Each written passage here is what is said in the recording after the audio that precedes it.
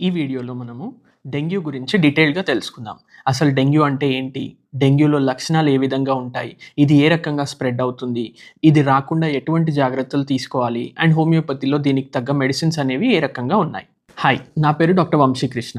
సింపుల్‌గా step by step వీటన్నిటి గురించి తెలుసుకుందాం. డెంగ్యూ అంటే ఏంటి? ఫస్ట్ డెంగ్యూ అనేది ఒక వైరల్ ఫీవర్. ఈడ్స్ ఎజిప్టి అనే మస్కిటో అంటే ఈ దోమ కుట్టడం వల్ల స్ప్రెడ్ అవుతుంది.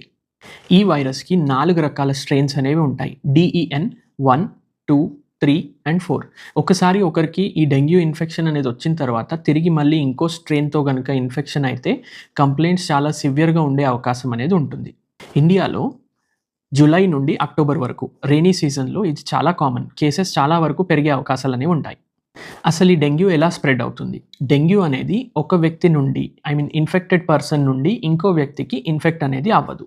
కానీ డెంగ్యూ వైరస్ ఉన్న వ్యక్తిని కుట్టిన ఈడ్స్ మస్కిటో ఇంకో హెల్తీ పర్సన్‌ని కుట్టినప్పుడు మాత్రమే ఇది స్ప్రెడ్ అవుతుంది. ఈ దోమలు మార్నింగ్ టైంలో అండ్ ఈవినింగ్ టైంలో చాలా యాక్టివ్‌గా ఉంటాయి. ఈ దోమలు నిలిచి ఉన్న నీళ్ళల్లో బ్రీడింగ్ అవుతాయి. అంటే ఎగ్జాంపుల్ మన ఇంటి చుట్టుపక్కల ఏవైనా పాండ్స్‌లో వాటర్ నిలువ ఉండడం కావచ్చు, టెర్రస్ పైన మనం బకెట్‌లో వాటర్ అలాగే వదిలేసి ఉండడం కావచ్చు, లేదంటే ఎక్కడైనా చిన్న చిన్న పాండ్స్ లాగా ఏర్పడి వాటిలో ఉండే వాటర్ పాండ్స్‌లో ఇవి బ్రీడ్ అవుతూ ఉంటాయి.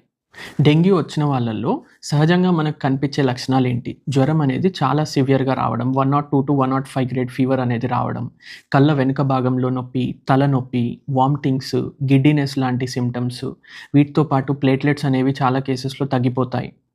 తినడానికి అసలు ఆకలి అనేది వేయకపోవడం అండ్ స్కిన్ పైన ర్యాషెస్ కూడా చూస్తూ ఉంటాం.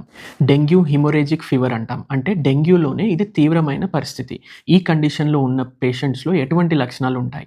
ముక్కులో నుండి లేదా గమ్స్‌లో నుండి బ్లీడ్ అవ్వడము, వామిటింగ్స్ అండ్ మోషన్‌లో బ్రౌనిష్ కలర్ మోషన్ అనేది రావడం, దీంతో పాటు బీపీ తగ్గిపోవడము, షాక్‌లోకెళ్ళడము ఇటువంటి లక్షణాలనేవి ఈ డెంగ్యూ హిమోరేజిక్ ఫీవర్‌లో చూస్తూ ఉంటాం. ఇదంతా ఓకే. అయితే ఈ లక్షణాలు ఉన్నప్పుడు అసలు ఇది డెంగ్యూనే అని మనకెలా తెలుస్తుంది? మనం ఏ రకమైన టెస్ట్ చేయించుకోవాలి? నంబర్ 1 NS1 యాంటిజెన్ టెస్ట్ అంటాం. ఇది చేయించుకొని ఇనీషియల్ స్టేజ్‌లో డెంగ్యూని నిర్ధారించొచ్చు. దీంతో పాటు IgG, IgM డెంగ్యూ యాంటీబాడీస్ అంటాం. ఇది చేయించుకున్నప్పుడు మనకు పాస్ట్ ఇన్ఫెక్షన్ ఉందా? లేదంటే ప్రెజెంట్ ఇన్ఫెక్షన్ ఉందా? అనేది క్లారిటీ వస్తుంది. దీంతో పాటు ఈ డెంగ్యూ సింప్టమ్స్‌తో బాధపడే టైంలో ప్లేట్లెట్స్‌ని చెక్ చేసుకోవడం, WBC లెవెల్స్‌ని బాగా చూసుకోవడం, కంప్లీట్ బ్లడ్ పిక్చర్ ద్వారా కుదురుతుంది. ఈ డెంగ్యూ అనేది రాకుండా ప్రివెంట్ చేసుకోవడం పూర్తిగా మన చేతిలో ఉన్న పని. మనకి లేదా మన ఫ్యామిలీ మెంబర్స్‌కి ఈ డెంగ్యూ అనేది రాకుండా ఎలా కాపాడుకోవాలి? ఎటువంటి జాగ్రత్తలు తీసుకోవాలి? అనేది తెలుసుకుందాం. మీ ఇంటి చుట్టుపక్కల కానీ, మీ ఇంట్లో ఎక్కడైనా నీళ్ళనేవి నిలువున్నట్టయితే వాటిని ప్రతి వారం ప్రాపర్‌గా శుభ్రం చేసుకోవడం. అండ్ దాంతో పాటు మస్కిటో రెపెలెంట్స్ లాంటివి వాడడం, ఫుల్ స్లీవ్స్ ఉండే బట్టలు వేసుకోవడం, నైట్ పడుకునేటప్పుడు మస్కిటో నెట్స్ అనేవి యూజ్ చేసుకోవడం. అండ్ మీరు మాత్రమే ఇవి ఫాలో అవ్వటం కాకుండా మీ చుట్టూ ఉండే వాళ్ళకి కూడా అవగాహన అనేది పెంపొందించండి. ఎటువంటి లక్షణాలు ఉన్నప్పుడు డాక్టర్‌ని సంప్రదించాలి. ఫీవర్ అనేది 2-3 రోజుల కంటే ఎక్కువగా ఉన్నప్పుడు అండ్ ముక్కులో నుండి లేదా గమ్స్‌లో నుండి బ్లీడింగ్ అవుతున్నప్పుడు, మోషన్ బ్రౌనిష్ కలర్‌లో వస్తున్నప్పుడు అండ్ దీంతో పాటు మన స్కిన్ పైన ఏవైనా ర్యాషెస్ కనిపించినా డాక్టర్‌ని సంప్రదించండి.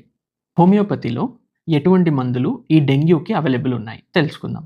హోమియోపతిలో మేజర్‌గా ఇటువంటి వైరల్ ఫీవర్స్ కానియండి, ఇంకే ఇతర కంప్లెయింట్స్ కానియండి, సింప్టమాటిక్‌గా కాకుండా ఇండివిడ్యువల్‌గా అంటే వ్యక్తికి తగ్గ లక్షణాలని పోలి కాకుండా వ్యక్తిత్వాన్ని బట్టి ట్రీట్మెంట్ అనేది ఇస్తాం.